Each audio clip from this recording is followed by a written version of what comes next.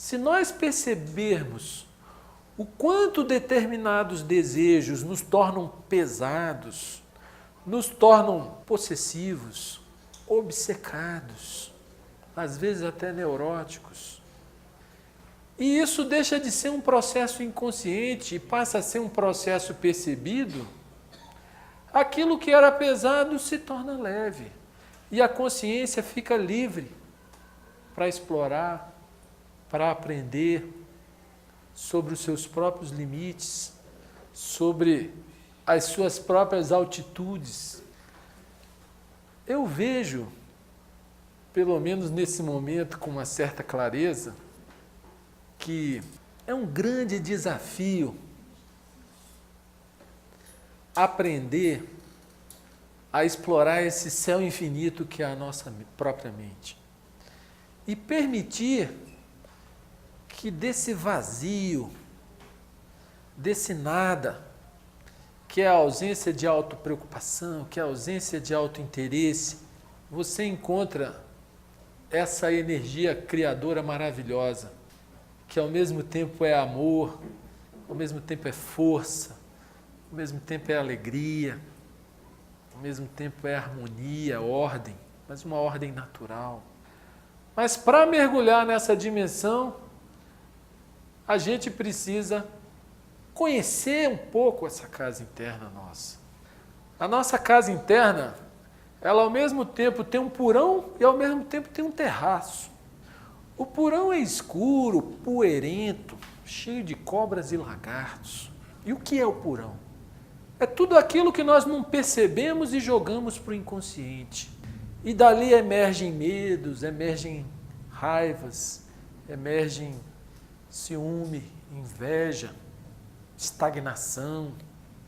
Nós precisamos ir ao porão, precisamos olhar, transformar a raiva, o ciúme, o medo, a inveja em fatores percebidos.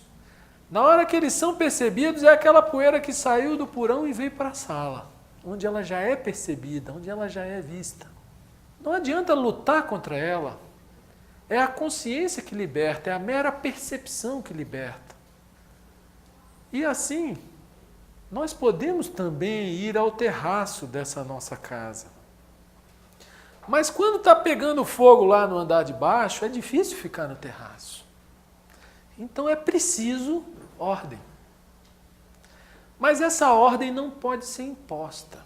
Assim como o pensamento não pode ser reprimido.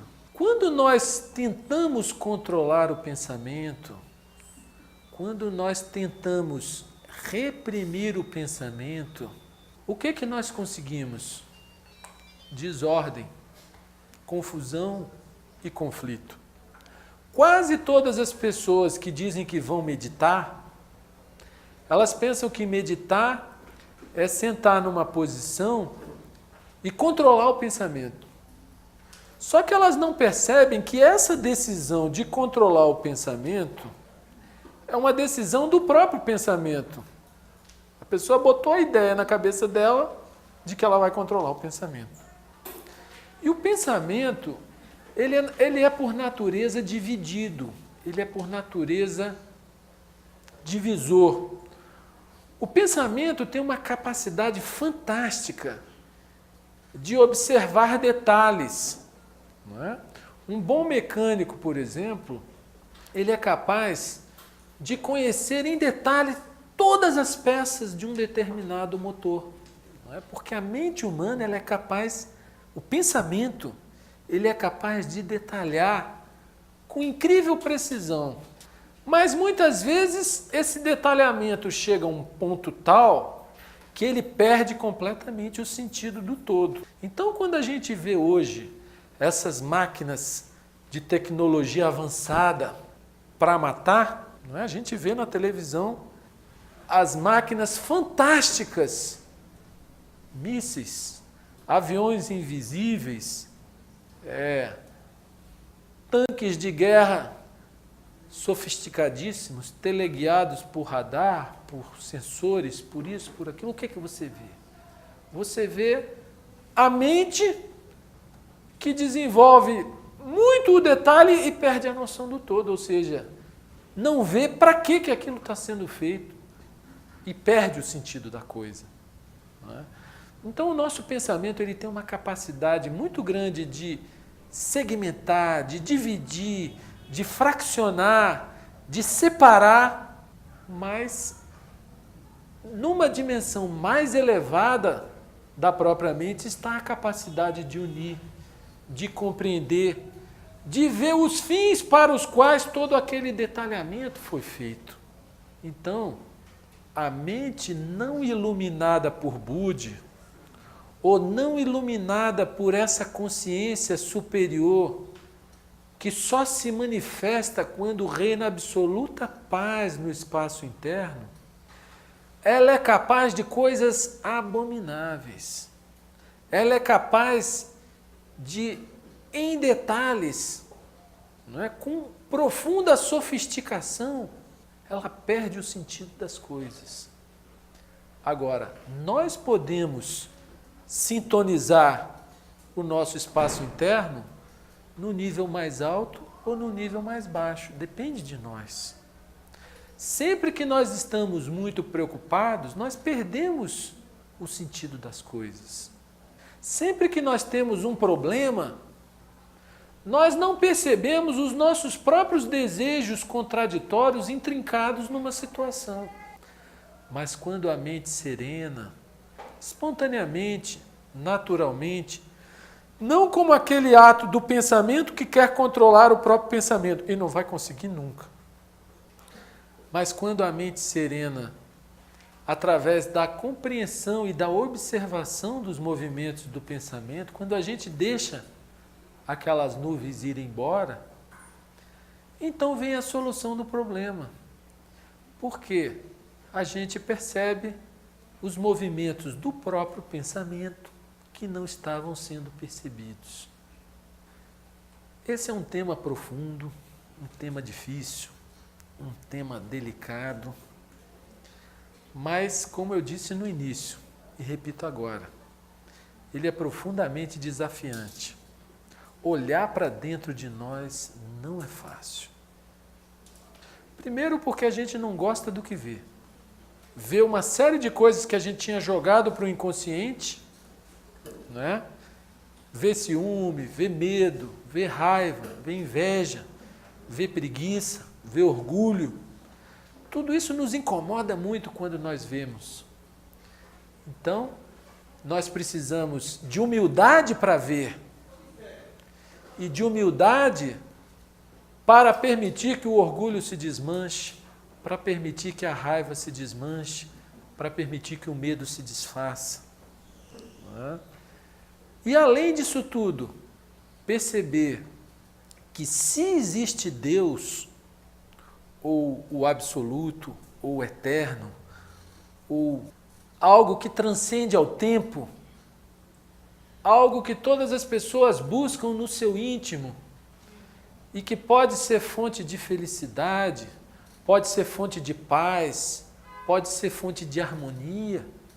É preciso nós encontrarmos isso dentro de nós mesmos e nós naturalmente nos transformarmos em um centro de paz, em um centro de harmonia, em alguém que irradia amor ao invés de estar sempre querendo receber amor.